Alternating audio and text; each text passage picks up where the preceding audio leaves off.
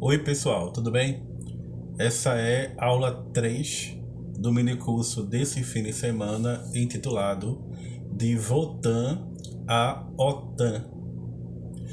Ah, na última aula, eu comecei a falar aquilo que de fato eu quero falar, né? Que de fato eu estou querendo falar.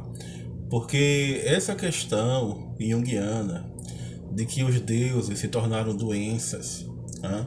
De que as imagens arquetípicas, quando não são assimiladas à consciência por um processo de enantiodromia, ou seja, de correr para o lado oposto, de conversão em sentido contrário, né?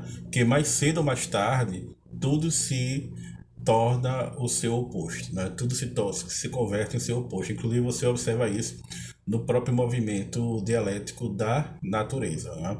Mais cedo ou mais tarde a aurora se torna dia, que se torna crepúsculo, que se torna noite, que mais uma vez se torna dia, né? Você observa isso nos ciclos naturais, por exemplo. E os homens ditos primitivos, entre aspas, da teoria social, aspas sociológicas, né? Para dizer que é um tipo ideal, né? O tipo ideal de homem arcaico, primitivo, possuía essa noção porque estava muito integrado à natureza, até por questões de agricultura, de observação dos ciclos naturais dos astros. Eles percebiam que havia um movimento na natureza que muito, por sincronicidade, correspondia a movimentos do seu próprio psiquismo, da sua própria psique, né? Desculpa os barulhinhos, tem uma reforma aqui em cima, né? E é uma coisa que me deixa desalojado, me impressiona muito, sabe? Porque por mais que nós não acreditemos nos deuses, deuses são representações coletivas. E para que essas representações coletivas existam objetivamente, é necessário, né? Foi necessário e é necessário que uma série de processos psicológicos construam essas representações. Até porque as representações não surgem do nada. As representações são criações da alma humana. As representações coletivas são criações do psiquismo humano. E uma série de processos psicológicos criam essas representações coletivas. Por exemplo, os mitos, os deuses. E mesmo que nós não acreditemos nos mitos, e mesmo que nós não acreditemos nos deuses, as representações psicológicas que deram origem a esses mitos, a esses deuses, são reais e atuam sobre nós, né? Então, o que é objetivo, né? O que é objetividade? É tudo aquilo que independe da minha vontade, né? Independe da minha vontade e até do meu conhecimento, se esses fenômenos são metafísicos ou não, são ontológicos ou não, eu não tenho competência, inclusive, para entrar é, nessa seara, né? E eu também não possuo fé suficiente para acreditar nos deuses pagãos. Mas as representações psicológicas históricas que deram origem a é, é, é, que deram origem a esses mitos continuam a existir. E assim, já que o tema do minicurso de hoje é um tema um tanto pesado, que é guerra, eu vou aproveitar e antes de eu falar um pouco sobre o método de Jung, né, sobre como Jung estudou o arquétipo de Volta, né, eu vou contar um caso, né, uma anedotazinha, que vai deixar tudo muito mais claro, né, muito mais evidente aqui, que é o seguinte: aqui no Albert Einstein, logo na entrada, ali na calçada, na rua, né? Porque aqui é uma área hospitalar, né? Então tem uma calçada aqui, que é a mesma calçada do Albert Einstein, é a calçada do chamado Hospital Ilha do Leite, né? É, tem um menino chamado Felipe, que ele vende, quando eu passo por ele, eu tenho uma amizade com ele e tudo, né? Que ele vende tapioca, né? E ele tem os seus 16 anos, assim. E eu sempre converso com ele, a gente conversa e tal, eu passo por ele e tudo, né? E aí ele me contou que a mãe dele pediu para ele vender tapioca por R$ 2,50. Né? Aí o que, que ele faz? O que, que ele faz? Né? E quando a pessoa vai comprar a tapioca com ele diz: olha, se você. Olha, o preço da tapioca é R$ 3. Se você levar dois, eu faço por 5. Né? Sim, mas a mãe dele não falou para ele vender por 2,50? Sim, mas ele já coloca uma mais-valia aí, um lucrozinho pessoal dele de 50 centavos em cada tapioca e faz com que a pessoa que vai comprar com ele pense que está tirando vantagem, pagando R$ 3 em uma e R$ 5 em duas. Quando na verdade essa pessoa está pagando o preço real da tapioca, porque se uma é 2,50, duas são R$ 5. Você entendeu a artimanha de Felipe, né? E aí eu fico olhando isso, né? E aí eu percebo que Felipe é um comerciante, né? E que na Grécia o padroeiro dos comerciantes e também dos ladrões é Hermes, né? Lá perto de casa tem a Federação do Comércio, né? E aí são vários comerciantes que se reúnem e tem uma estátua de Hermes de 2 metros de bronze que está no sentido vertical saindo do prédio, né? Em movimento. Parece que ele vai pular em cima da gente, né? Parece que ele vai para a rua, parece que ele está voando, né? E mesmo que Felipe, de repente, ele não conheça o deus Hermes, né? Grego, né? Que é o Mercúrio latino. Pode ser que ele conheça, pode ser que ele não conheça, mas o fato é que ele é um comerciante e que existe um processo psicológico agindo sobre o comportamento dele, né? E que é o processo psicológico que deu origem à representação coletiva de Deus Hermes.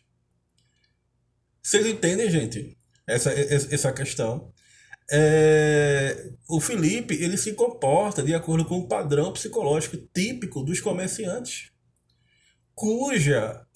e desculpa, e dos ladrões, né?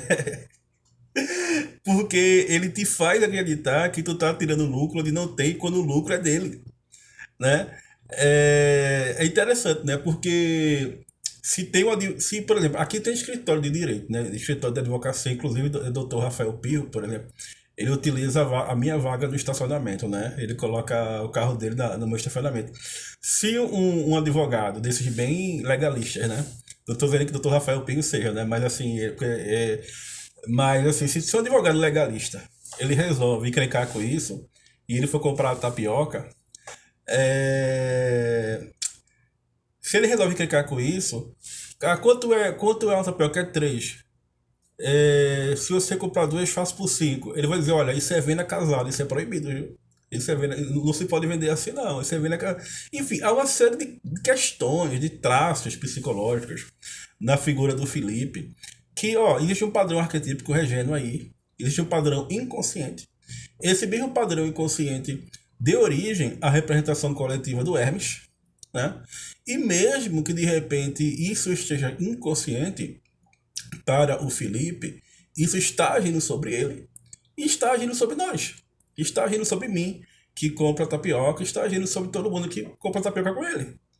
Então, assim, é um exemplo bem, assim, anedótico, engraçado, prosaico, que eu encontro para mostrar para vocês como o nosso comportamento é regido por padrões coletivos, por arquétipos inconscientes.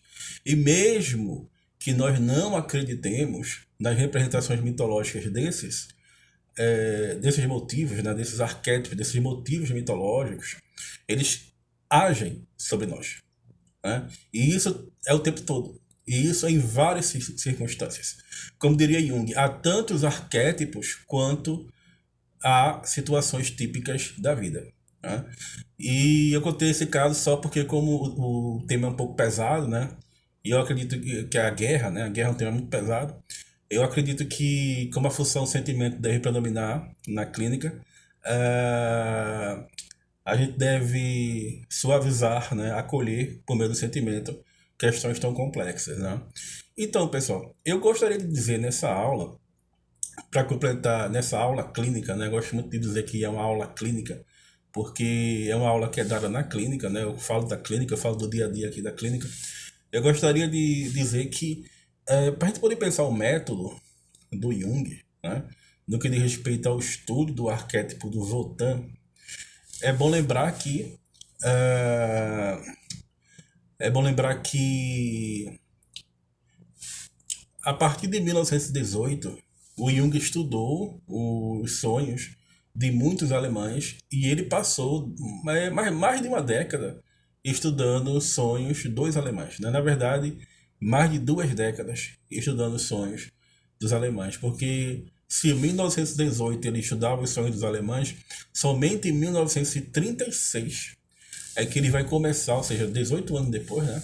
É que ele vai começar a observar nos sonhos dos alemães um motivo mitológico, né? Um arquétipo predominante que começa a se manifestar, que é justamente o arquétipo do deus Wotan, né?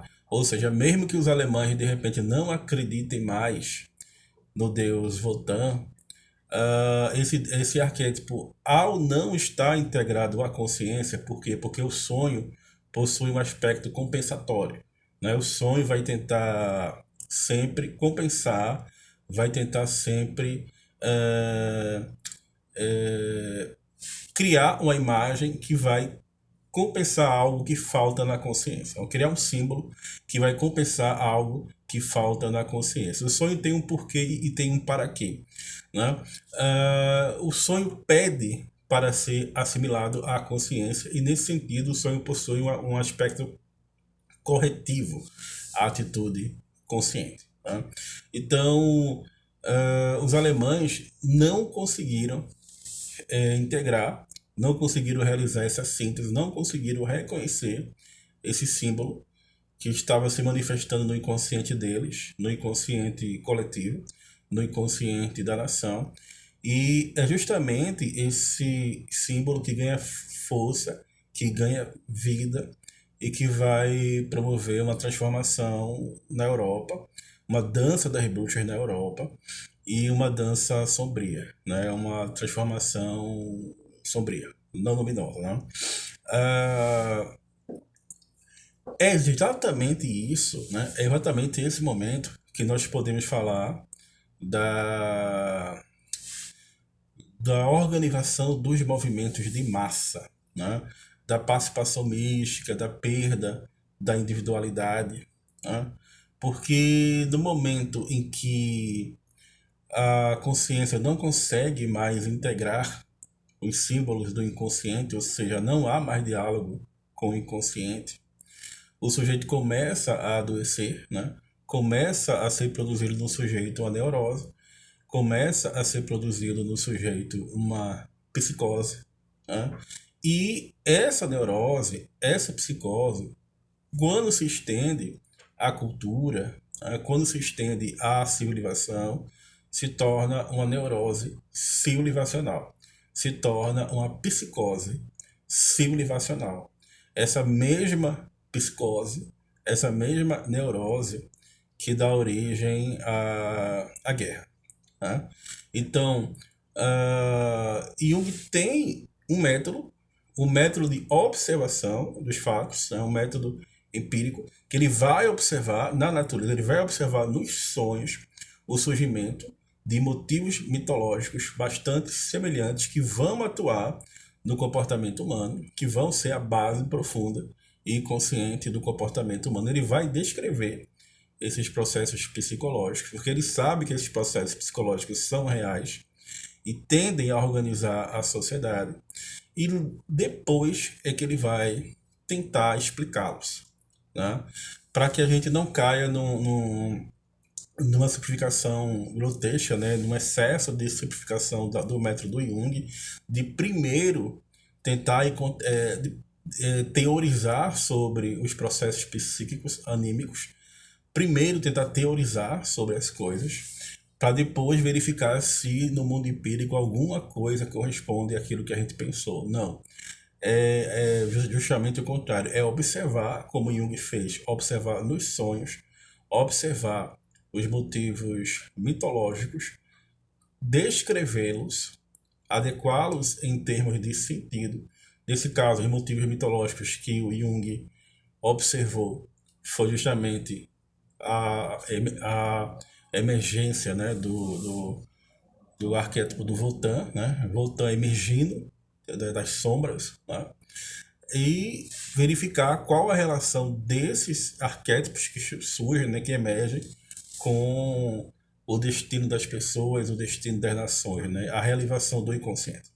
Que o destino é a realização do próprio inconsciente. Tá? Então, é isso, pessoal. É, A próxima aula, que é a aula 4, que é a aula de conclusão desse mini curso, eu vou postar na segunda-feira à noite, né? Porque amanhã é domingo, sendo que eu sou pai de pet, né? Eu tenho um pastor alemão chamado Sherlock Holmes. E aí eu tiro os domingos à tarde para passear com ele, né? Então é um momento meu, meu com meu pet, que eu não quero abrir mão, tá certo? Na segunda-feira à noite eu posto aqui a conclusão desse mini curso que vai se chamar Depois da Catástrofe, tá bom?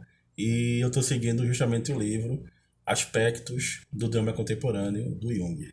Tá bom, pessoal? É isso aí. Muito obrigado.